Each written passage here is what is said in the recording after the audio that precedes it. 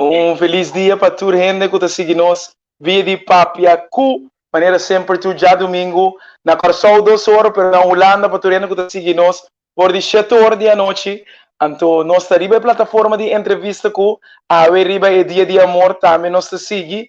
Maneira sempre você, Jap Jonkers, número 27 de CDA, e Gwendel Marcelina, número 4 de PNP. Então, o tópico também está defesa. Nosso papo arriba é parte de defesa. Então, essa é a coisa mais importante. Ja, hoe gaat het? Hoe is het? Hoe bevalt de campagne in de goede winterperiode? Je zit heel druk aan het schaatsen deze dagen. Hoe gaat het, man? Ja, dankjewel Gwendel. Het gaat hartstikke goed. We hebben inderdaad geschaatst, ook schaatsend campagne gevoerd. Maar we hebben ook vandaag veel geflyerd. En op die manier geprobeerd om ook de mensen te laten zien dat we een brug aan het bouwen zijn met z'n tweeën. Vanuit Nederland, CDA 27, maar ook Curaçao, PNP nummer 4. Dus het gaat hartstikke goed. We hebben vandaag natuurlijk 2 hele bijzondere gasten weer. Dus laten we ze ook snel introduceren. Maar Gwendel, voordat we beginnen, hoe is het bij jou? Want bij jou is het ook super druk natuurlijk. Ja, zeker. En vandaag is het ook Valentijnsdag. Dus jij bent een getrouwde man met kinderen. Dus hoop dat je ook vandaag hebt gevierd met je familie. En lekker gedaan. Want liefde is iets dat we ook... Misschien kunnen we het niet zien, maar we kunnen het wel voelen. En liefde is ook iets dat we met elkaar hebben. En onze thema vandaag, Defensie, die spreekt ook in zichzelf ook over liefde voor ons naaste. Maar hier hebben we het heel erg druk. Deze week hadden we ook heel veel canvassing. Dus heel veel buurten bezoeken, verschillende mensen spreken. Het gaat ook om hoe je je partijprogramma moet verdedigen. Dat is de intentie ook binnen elke campagne, overal ter wereld, ook in Nederland. Dat je je verhaal goed moet vertellen aan het volk, zodanig dat ze ook begrijpen wat je wilt bereiken. En ook verder in die zin, vandaag hebben we een barbecue van de leider van de partij, die ook een fundraising heeft bij de Winston Churchillweg, is de partijhuis, maar ook tegenover. Dus het zit heel erg druk en daarna gaan we ook meer de buurten heen, die zelf in de buurt van dus Buena Vista, Santa Maria, Kanga en Dijn, die in de buurt is van de partijhuis. Dus heel erg druk. En ik ben wel blij dat mijn stem nu beter aan het worden is, maar ik moet ook wel beter gaan rusten, zodanig, want dit is een marathon en niet een sprint. Precies. Maar goed om te horen dat het goed met je gaat. En mensen, stem Gwendel PNP 4. En laten we nu onze gasten erbij halen. Freek Marshall en Dairon Wiesken. Ja. Hallo, goedenavond. Volgens mij hebben we nu Bonaire en Curaçao, of niet? Precies. Klopt. Bontardi, goedemiddag en goedenavond allemaal. Ja, fantastisch dat jullie vandaag kunnen aanhaken. Alle 2 in actieve dienst. Alle 2, fulltimer. Hè? En ik als oud parttimer vind het natuurlijk fantastisch om jullie hier ook in de show te hebben. We gaan het hebben over defensie. Wat betekent defensie voor het Koninkrijk? En ook, hoe gaat het nou in het Caribisch gebied? Dus wat zijn de dingen die je doet? Maar laten we even beginnen met een kleine introductie. Dairon, zou jij willen aftrappen? Ook voor al onze kijkers via Facebook. Wie je bent en wat je doet. Nou, Dairon Wiesken, ik ben Curaçaoenaar. 20 jaar in Nederland. Ik ben actief dienende militair. En ik ben een drager van de Daaprijsonderscheiding. Fantastisch. Prachtig. Ik zie Freek al meteen geïnteresseerd kijken. Freek, zou jij jezelf ook kort kunnen voorstellen? Ja, Freek Marshall. Ik werk ook voor Defensie. Ik denk nu zo'n jaartje of 17 zit ik daarbij. Op het moment dus gestationeerd in Willemstad, Curaçao. Voor Defensie in het Caribisch gebied. En ik werk op dit moment als stafofficier juridische zaken. Dus ik hou me met de juridische zaken van het geheel bezig. En dat is een hele leuke uitdaging. Ja, en vorig jaar heb ik samen met Freek gewerkt. Sorry, daarom. Alleen Freek herkent me niet meer. In 1 keer. Ja. Heel jammer. Ja. Heel jammer. Maar is goed, ik ken Freek ook. En hoe kennen jullie elkaar? Vanwege een oefening? Of, Nee, vorig jaar met COVID was ik op Curaçao. En ben ik in aanraking gekomen met de hele staf. Eigenlijk in de HQ, headquarters, hoofdkwartier. Ja, En precies. daar zit Freek ook. En buiten ook. Met een pilsje in de hand. en gaat er nu een belletje rinkelen, Freek? Nou, dat laatste wel, ja. Buiten met een pilsje in de hand, toen snapte ik hem niet. Nee, we hebben superveel samengewerkt ook. En het laatste jaar is wat dat betreft qua COVID wel een uitkomst geweest. Dat er heel veel meer samen is gewerkt met bijvoorbeeld de milities van Aruba en Curaçao ook. Dus er is heel veel samengewerkt tussen de Defensie en ook Defensie van de landen zelf. Dus dat was echt heel goed om te zien. Laten we in die zin ook meer over hebben. Als je hoort over defensie binnen het Koninkrijk. Hoe bevalt het voor jou, Freek, om binnen de defensie te werken? Maar wat zijn voor jou eigenlijk de taken die we meer moeten blijven ontplooien samen in het Koninkrijk? Ja, nee, de Defensie is natuurlijk net als buitenlandse zaken nog een koninkrijksdepartement. Aangelegenheid, precies. De landen hebben niet een eigen leger eigenlijk. Dus dat verzorgt nog steeds Defensie voor het hele Koninkrijk, voor de verschillende landen. Er is wel zo natuurlijk dat bijvoorbeeld Aruba en Curaçao, zoals jullie weten, ook een eigen militie hebben al een aantal jaar. Het is wel zo dat die milities worden eigenlijk geprofessionaliseerd op dit moment. Er is heel veel gesprek geweest over de rol van Defensie. Jullie hebben het AIV-rapport is er geweest. Er is met andere woorden vanuit Den Haag nagedacht over de rol van Defensie in het Caribisch gebied. En eigenlijk zeggen ze, die mag best wel wat uitgebreid worden. Ook in het kader van het bestrijden van grensoverschrijdende criminaliteit. Dan hebben we het natuurlijk over bestrijden van bijvoorbeeld drugshandel. Wat we al vele jaren doen natuurlijk, ook met de kustwacht en de marine in het gebied. Zie je dat daar best wel animo is om dat uit te breiden. En er wordt ook gewerkt nu dus aan een nieuwe rechtspositie. En een nieuwe naam. Het worden echt Caribische militairen die ingebed gaan worden in Defensie. Dat is het idee in ieder geval. Daar wordt nu hard aan gewerkt. In een aantal werkgroepen van mensen van zowel Defensie als van de landen. Bijvoorbeeld van mensen van Algemene Zaken, van Aruba en van Curaçao. Dus daar is echt wel veel op dit moment gaande. En je vraagt hoe is mijn ervaring? Ja, heel goed. Ik denk dat het een heel mooie kans is natuurlijk voor een Nederlandse militair om een keer in dit gebied te mogen meekijken en kijken hoe dit allemaal werkt hier. De taak van Defensie is er niet minder om. We doen een heleboel verschillende dingen al hier. En we zijn een stuk kleiner dan in Nederland natuurlijk. Dus er is genoeg werk te doen. En genoeg uitdagingen ook om dat te blijven doen en te blijven professionaliseren in de toekomst, denk ik. Zeker. En Dairon. Ja. Dairon, hoe is dat voor jou? Hoe is het voor mij? Ja, eigenlijk, het is ooit begonnen als een jongensdroom. In 1997 als dienstplichtig op Curaçao bij de militie. Nou, dan begon mijn militaire carrière. Daarna ben ik naar de politie gegaan. Van de politie naar Nederland gegaan. En daar alweer begonnen met mijn militaire carrière. En ja, nu is het een levensstijl geworden. Ja, ik heb geen spijt van. Al kom je in gebieden of situaties of conflicten, wat dan ook. Maar ja, als militair zijnde, je bent niet militair voor alleen een uniform te dragen en stoer te doen. Maar je bent er om een steentje bij te dragen aan het betere beschermen van onschuldigen. Eigenlijk en meer inzetten voor de mensheid dan voor jezelf. En daar zijn militairen voor. En hoe vind je het nou om, je bent nu militair Curaçaoenaar, gestationeerd op Bonaire. Hoe is het voor jou om nu weer terug te zijn? Ik ben niet gestationeerd op Bonaire, ik ben even met werkzaamheden op Bonaire. Oh, oké. Maar vertel eens, want jij hebt ook een dapperheidsonderscheiding gekregen. Zou jij kunnen uitleggen waarvoor? Want daar zit natuurlijk wel een mooi verhaal achter. Bijzonder verhaal, moet ik zeggen. Er zit een mooi verhaal achter. Je krijgt wel een samenvatting. Anders zitten we morgen nog. Ik kwam in een situatie in 2008. In 12 januari. Waar ik op een post stond. En het was in de avond, midden in de woestijn. Dus geen licht of wat dan ook. De apparatuur die we hebben, die moeten we gebruiken. Alleen toen de weeromstandigheden waren zodanig slecht. dat we ook niet zoveel hadden aan de apparatuur.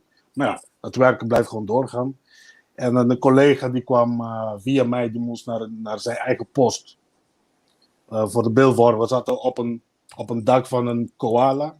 En een koala is een Afghaanse huisje. En op een gegeven moment kreeg de collega een kogel. De kogel ging dwars door beide benen heen. Die waren nagenoeg gelijk eraf. Maar de collega die viel en elke keer als hij probeerde op te staan. Ja, natuurlijk, hij had geen onderstel. Hij had geen benen meer. Maar elke keer als hij probeerde op te staan, hij wordt onder vuur genomen. Ja. Ik was de dichtstbijzijnde op dat moment. Ik was ook de hoogste in rang op dat moment. En ik had toen besloten om hem te gaan halen. Dus door de koolregen naar hem toe en probeer hem in veiligheid te brengen. Nou, uiteindelijk het is wel gelukt. Het is gelukt. Hij leeft nog, ik leef nog. Zo. Dat is wel de kant ervan. Alleen die avond, 2 andere collega's was precies hetzelfde. De ene die krijgt kogel en de andere gaat er helpen. Ja, beide zijn er niet meer. Maar nogmaals, dat is de werk van militair. Precies. Iemand moet het werk doen. Ja. Ja. Jeetje. We praten heel vaak over de slechte kant van onze ervaringen. Maar als er geen militair daar zijn, of niet zijn geweest, dan was de situatie nog 1000 keer erger. Zie je ook jezelf als een idealist? In die zin?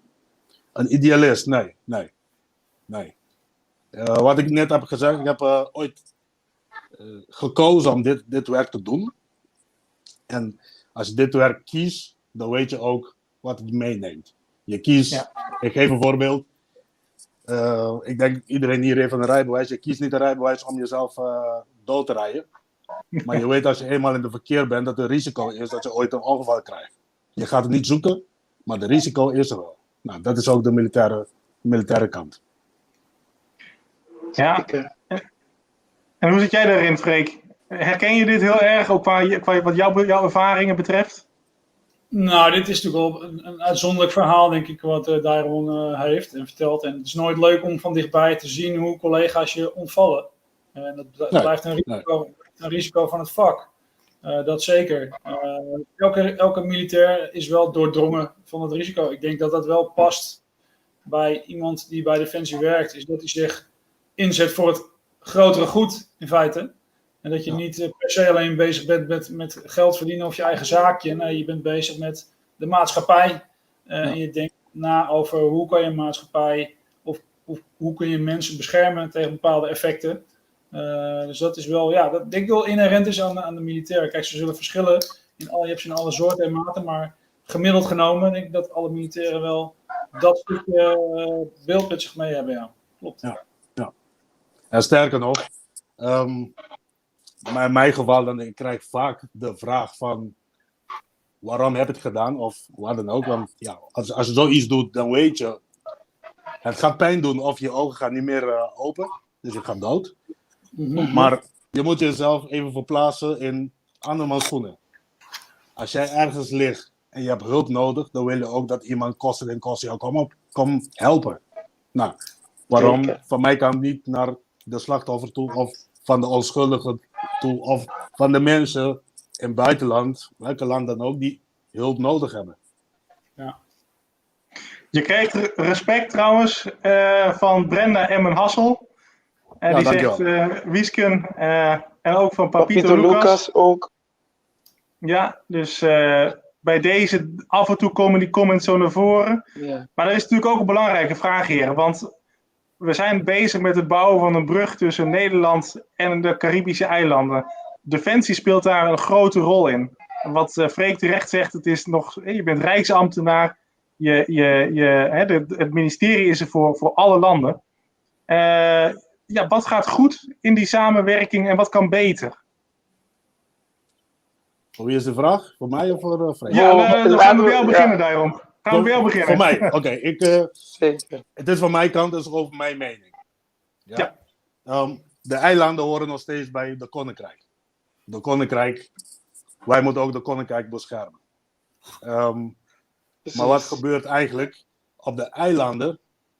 ook nogmaals, het is van mijn kant. Op de eilanden, wanneer hoor je over defensie, als iets heel gruwelijk is gebeurd, of in de meest stoerste filmpjes ooit, die alleen maar bommen ziet en iemand die alleen maar aan het schieten is of was, of van, ja, wat dan ook. Maar altijd de berichtgeving die je krijgt terug van defensie is verkeerd. In mijn ogen. Of het is niet compleet. Er is meer bij defensie, er is meer voor een militair dan alleen de kerel die een wapen pakt en naar voren gaat en dingen doet. Die kennis van wat defensie voor staat en wat allemaal defensie inhoudt, is nog niet helemaal uitgebreid uitgelegd op Curaçao en de andere eilanden. Ik geef een voorbeeld. Als ik mijn moeder sprak, als ik mijn moeder aan de telefoon heb, zij zit altijd te huilen. En ik vraag haar van waarom. Ik zeg, ja, je werk is gevaarlijk. Je gaat naar oorlog en ik weet niet dat je terugkomt. En ik zeg, mam, ik werk ook op kantoor hoor. We hebben ook automonteurs, we hebben ook koks, we hebben ook alles. Dus het is niet alleen de militair die met een wapen naar oorlog gaat. Het is eigenlijk een hele community om daadwerkelijk zelfstandig te kunnen werken. En dat moet beter zijn. Dat moet beter zijn. En ook in het kader van het werven. Het kader van het werven. Daar hebben we een aantal stekers laten vallen. De kennis en eigenlijk het gaat meer over de taalbarrière en de barrière om naar Nederland te gaan. Je huis achterlaten en naar Nederland te gaan. En dan plak je een verhaal erachter van je gaat naar Nederland en de volgende stop is oorlog. Geloof me, daar gaan niet zoveel mensen erop reageren. Dat moet echt goed uitgelegd worden. Zo niet, gebruik mij. Laat mij dat uitleggen in papiamento, hoe dat ding zit. En het is niet alleen mij. Er zijn heel veel Antillianen, heel veel Curaçaoënaars die ook hebben uitgeblinkt binnen Defensie. Maar als wij zelf niet over onze mensen praten, dan weet je ook niet wat daar gebeurt. Nee. Freek, Ja, wat kan de Cariben eigenlijk betekenen voor de defensie van het Koninkrijk? wat kan de Cariben betekenen voor de defensie? Nou, ik sluit eerst nog heel even aan wat Deon zegt, want het vind ik goed dat je zegt van er moet meer ook beeldvorming en ook misschien wel wat jij zei in het papiamento daarover gecommuniceerd worden. Overigens weet ik dat wij, als we dus persberichten uitbrengen, dat we die altijd vertalen in het Nederlands, in het Engels en in het papiamento. Niet per se in die volgorde trouwens. Dus daar denken we uiteraard wel over na, is mijn idee. Ook, ik denk inderdaad, wat jij zegt, van er zijn natuurlijk ook monteurs, koks, lassers, alles. Dus het is een hele goede werkgever in die zin. Om bij te werken. Je kan een hele goede papieren halen. Je kan een opleiding, carrière die je kan doorlopen. En daar moeten we wat meer, als daar geen beeld bij is, denk ik dat we dat zeker kunnen verbeteren. Maar je ziet dat bijvoorbeeld, was een defensie, als in die zin wordt ook gevraagd in tijden van crisis. Je ziet dat nu bij de politie natuurlijk heel veel defensiebijstand is geweest. De kustwacht is een heel tijdje versterkt met militairen. Zo kan je als militair op allerlei plekken op een zeker moment terugvinden. Je moet dus ook wat kunnen. Ze krijgen allemaal bij de milities van Curaçao ook een geaccrediteerde beveiligingsopleiding. Dus je kunt zo daarna, als je eventueel weg wil bij Defensie, kan je daarna doorstromen in een andere baan in de politiesector of in de beveiligingssector of wat dan ook. Ja. Het is best wel een goed idee om een tijdje bijvoorbeeld bij Defensie of bij de Curaçaose kant van Defensie te gaan. Bij de Curaçaose militie, wat dan straks Curaçaose militair is feitelijk. Werven, daar heb ik wel nog een dingetje over. Jij zei dat is niet helemaal lekker gelopen. Klopt, maar er is een pilot voor werven in de West gemaakt. Waarin dus mensen van Curaçao of Aruba of Sint Maarten van het hele Caribisch gebied, alle delen van het Koninkrijk, in de Nederlandse Defensie kunnen solliciteren en instromen. Maar dat is inderdaad nog niet helemaal volgens mij uitgekristalliseerd precies hoe. Er zijn wel al een aantal mensen, weet ik, toevallig Curaçaose jongens, bijvoorbeeld bij de marine in de matrozenopleiding gegaan. En volgens mij gaat dat hartstikke goed. Dus er zijn wel echt wel kansen. Dus ja, ik zie het wel positief, ik had het positief in eigenlijk. En wat kan de Defensie voor de KRIP betekenen voor het Koninkrijk? Nou, heel veel. We werken heel veel samen met, en we versterken ook de lokale landsketens. Dus alle organisaties, van douane tot kustwacht tot politie, tot recherche, tot al dat soort zaken. Dat is een samenwerkingsteam. Ons motto van Defensie in het Caribisch gebied is ook, onze stelling of onze doelstelling is een relevante veiligheidspartner te zijn voor de landen. Dus waar die ons nodig hebben, daar werken wij met hun samen en ondersteunen we waar we kunnen. Precies. Het is wel echt wel ik denk een hele waardevolle organisatie gebleken. En zeker de afgelopen jaren. In tijden van crisis komt die waarde wel weer bovendrijven. We hebben het ook nog steeds over hurricane disaster relief operaties natuurlijk. Hè, waar Defensie steeds meer zich mee gaat bemoeien. Waar we veel ontwikkelingen hebben gezien. Samenwerking met andere landen. Je ziet het in Barbados natuurlijk afgelopen keer. Maar daarvoor in 2017 El Sint Maarten nog getroffen door een... Kijk, daar hebben wij natuurlijk best wel een serieuze organisatie nu tegenover gezet. Om ervoor te zorgen dat bij een komende hurricane, dat de mensen snel geholpen kunnen worden. En dat er niet dagenlang zonder water, stroom en voedsel gezeten hoeft te worden. Dat we het snel oppakken. En daar is Defensie echt wel voor aangemerkt. Dus dat is echt wel een toegevoegde waarde aan het Caribisch gebied wat mij betreft. Ja, we zagen net nog een vraag aan ons, Gwendel van Gravier. Die zei van, wat kunnen we betekenen in de toekomst om betere samenwerking te creëren tussen de eilanden omtrent Defensie?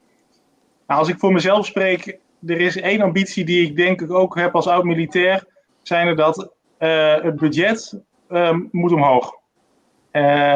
Als we het hebben over de 2% van het bruto binnenlands product die we besteden, of zouden willen besteden aan Defensie, dan zien we dat we al jarenlang dat niet halen.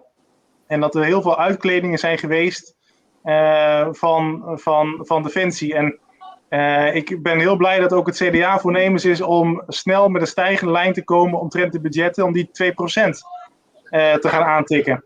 En ik denk dat dat cruciaal is, omdat we anders met materieel of met personeel enorm in de knel komen. En als ik kijk ook naar de manieren van inzet, ja, dat moet goed ondersteund worden, professioneel. Dat mag niet op beknibbeld worden. Dus dat zou mijn antwoord zijn. Maar Gwendel, ik ben ook heel benieuwd hoe jij daarnaar kijkt. Ja, ik zie het wel als een heel belangrijke punt, omdat Defensie een koninkrijksaangelegenheid is.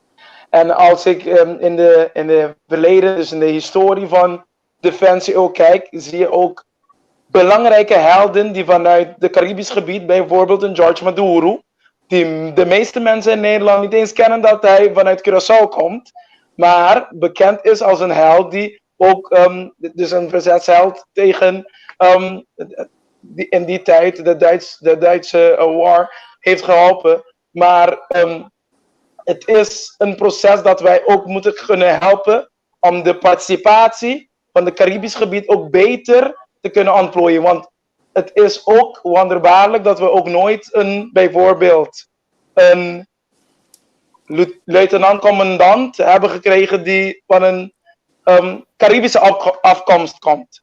Dus de possibilities van iedereen moet, in die zin proberen we ook met deze brug het participatie van iedereen, ook omtrent Defensie, te laten ontplooien. En dan ook een andere ding die we binnen onze proces ook hebben meegemaakt is, waarom gebruikt, vooral bij de Curaçaose militie of Arubaanse, waarom gebruiken ze die knowledge, dus die kennis die ze hebben om betere opleiding voor de politie te doen. Dus dat moeten we ook eventjes naartoe gaan kijken, hoe wij dat makkelijker kunnen maken, de kansen kunnen bieden voor de toekomst, dat wij ook vanuit die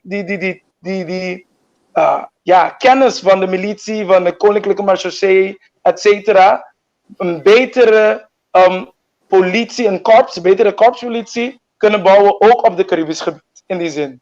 Dus in die zin, zo kijk ik, maar ik weet niet, wat vinden Dairon en Frik ook in die zin, dat wij ook kunnen betekenen voor hunzelf en hun achterban, van wat wij meer voor de Defensie moeten betekenen binnen de politiek. Oké, ik ga nogmaals van mijn kant. Niet alleen bij campagne vieren aandacht geven aan Defensie. Dat is één. En tweede is de politie moet ook willen. Wij staan klaar om iedereen te helpen. Daarom zijn we militairen. Maar de andere kant moet het ook willen en accepteren. En als de andere kant staat en die zegt nee, ja, natuurlijk zou ik niks kunnen doen. Maar wat je zegt, ben ik al eigenlijk 14 jaar mee bezig. Jammer dat ik nu hierover moet praten. Maar ik ben al 14 jaar mee bezig. En nog steeds ben ik op dezelfde plek als 14 jaar geleden. Dus Wow. het eiland moet het ook willen. Ja. In die zin, dan zijn we wel echt een belangrijke spreekpunt daarin. Want als je nu kijkt dat wij de nieuwe generatie politicus zijn. En wij kunnen wel een rol spelen als de designer. Als men voor ons stemt, laten we zo zeggen. Als men voor ons stemt, want wij vinden defensie wel een hele belangrijke thema. En de aanpak daarop. Maar wij moeten het wel ook, zoals wij het nu doen, met de promise binnen onze campagne. Maar ook dat kunnen designen. Ik weet niet hoe ik in het Nederlands moet spreken. Maar we have to design it binnen de system. Want anders blijft het ook nog meer dan 14 jaar dat jij het niet lukt. Begrijp je? En als die plan ook al zit, het is het proces om het makkelijker te maken. Want iedereen denkt dat change has resistance. And within that resistance, you need to have an alliance. En dat vind ik leuk bijvoorbeeld met onze manier van campagne voeren. Dat wij een brug kunnen bouwen dat het gaat over het koninkrijk. We zijn niet alleen in deze spel. En soms vinden mensen het ook moeilijk dat de Tweede Kamerverkiezingen 2 dagen voor bijvoorbeeld de statenverkiezingen van Curaçao zit. Maar het heeft ook zo mooie dingen als we dit kunnen blijven doen. En de stabiliteit, de politieke stabiliteit. Want zonder politieke stabiliteit heb je ook geen goede defensie. Vooral voor onze kleine eilanden, die pas vers zijn binnen een democratische stelsel. Dus het is een proces dat we gewoon moeten blijven ontplooien. En never give up, Dairon. Because there's always hope at the horizon. Nee, geloof me, als ik 14 jaar mee bezig ben, dan kan je niet tegen mij zeggen, never give up. Ik ben 14 jaar mee bezig. Nee. Ja, als ik nog 14 moet, dat doe ik graag. Maar van de andere kant moet het komen. Wat ik jullie mee wil geven is, nou, als jullie doelstelling duidelijk is, neem iedereen in die doelstelling en wees transparant wat erover gaat. Precies. Ja, nee, absoluut. Dat ben ik helemaal met je eens, Dairon. Nog even de vraag ook naar Freek. Wat is ook, jij bent natuurlijk ook staatlijstkandidaat van het CDA. Maar buiten dat, wat zou jij als defensieman willen meegeven aan de politiek? Ja, ik denk dat het wel in het verlengde ligt wat jij zegt. Hè? Dat, het is een departement wat altijd op de achtergrond zit. Als een begroting sluitend wordt gemaakt, dan kunnen we altijd nog even kijken wat we met defensie doen. Maar eigenlijk hebben zij nooit in de afgelopen 20 jaar meer de relevantie gegeven aan defensie en alles. Aan de wapensystemen, maar ook aan bijvoorbeeld bezoldigingssystemen, salariering en al dat soort dingen. Er is de laatste tijd wel wat momentum weer voor te vinden. Dat mensen zeggen dat ze het belangrijk vinden. Maar dat wijst zich nog niet uit in de toekenning van middelen en cijfers. Nou is het wat mij betreft niet per se zo dat je altijd maar een bepaald bedrag moet uitgeven aan defensie. Nee, je moet kijken naar hoe relevant is je organisatie. Wordt die gebruikt? Is er dreiging in de toekomst? Nou ja, al die dingen hebben we vastgesteld is wel aan de hand. Dus ja, dan moet je gewoon, toegeven dat je daar meer geld aan moet gaan uitgeven. Dus dat is natuurlijk wel iets wat speelt wat mij betreft als dat de politiek zich daarvan doordrongen moet zijn. Maar ik wil nog heel even terugkomen op wat Gwendol net zei.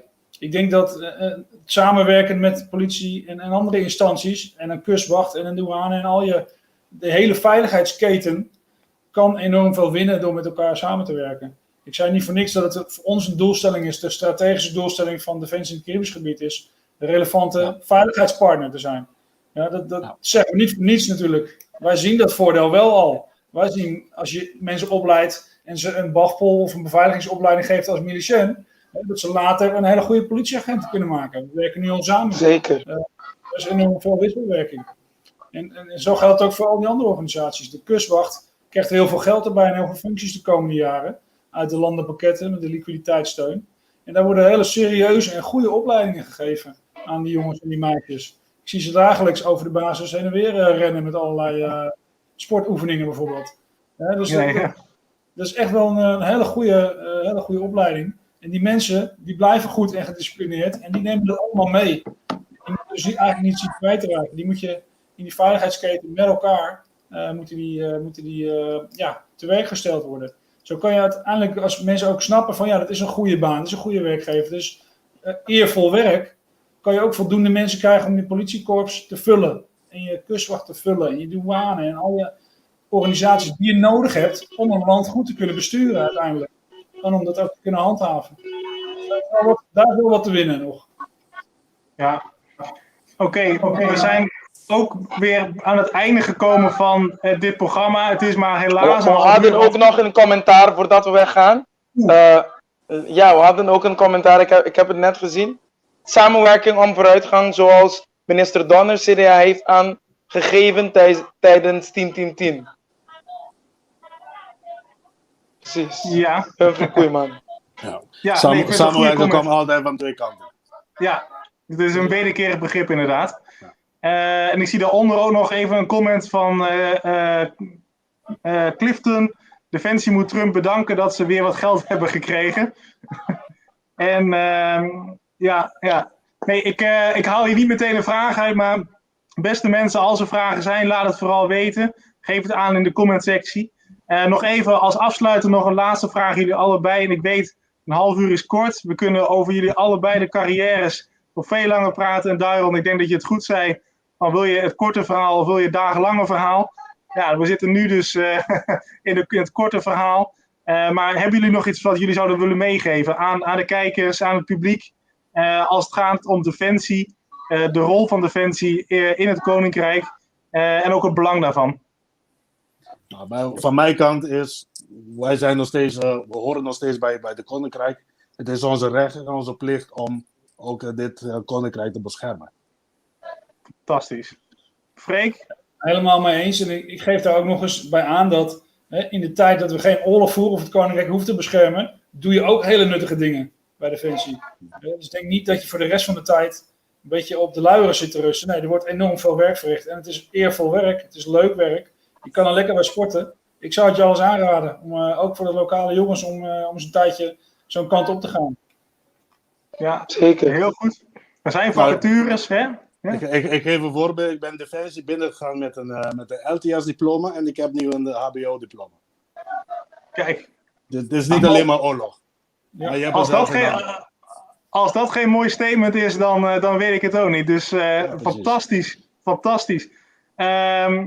Gwendel, ik denk dat het weer een heel geslaagde uitzending was, vol met inzichten over hoe we Defensie zien binnen het Koninkrijk. Met 2 mensen van Curaçao, die nu op Curaçao zitten en nu dus tijdelijk dan op Bonaire. Ik zou zeggen in ieder geval, iedereen ongelooflijk bedankt voor het kijken. Vergeet niet 19 maart op Gwendel te stemmen. Lijst PNP nummer 4. En Gwendel geeft als afsluiting nog even aan jou. Op Jaap van de Serie A. En Freek, jij bent ook op de Serie A-lijst, maar als, hoe noemen we dat? Als staartlid. Maar dat, als staartlid, precies. Dus ik zal dit in het papiament nemen, omdat iedereen, zoals je al weet, dat wij binnen Entrevista-Q ook een hele diaspora-platform hebben. En veel mensen vragen altijd, waarom spreken jullie ook geen papiament? Pero, aqui na minha TBI, basi é ponto.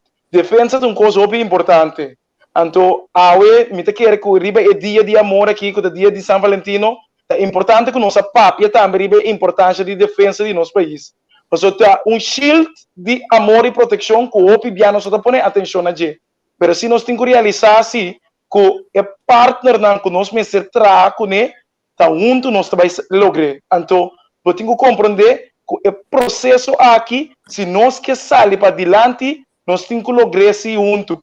Então, o projeto aqui, of lá nós dizer, é o qual que nós que logra, que é brug, participação, para que a gente por mira é importante que nós possamos sacar muito mais fora do qual que nós pensa, pero seguro, de defesa para que nós gente não, pero para nós não pedir nós gente não só, nós gente não em Caribes gebied, pero nós gente não na Holanda, pero gewoon como reino junto, essa é a coisa mais importante. Então, me espera que o episódio de defesa aqui, a trazer mais coisas bons para cada um para realizar, de como mestre vota para um Yap Yonkers, que está querendo dançar aqui para nós entender também.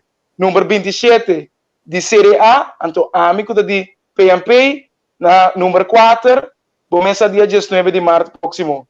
Nós agradecemos, então, tot volgende week, zoals ik net heb gezegd. Então, dankjewel Dairon, dankjewel Freek, en stay in touch. Succes! Dank je. Ajo. Yo.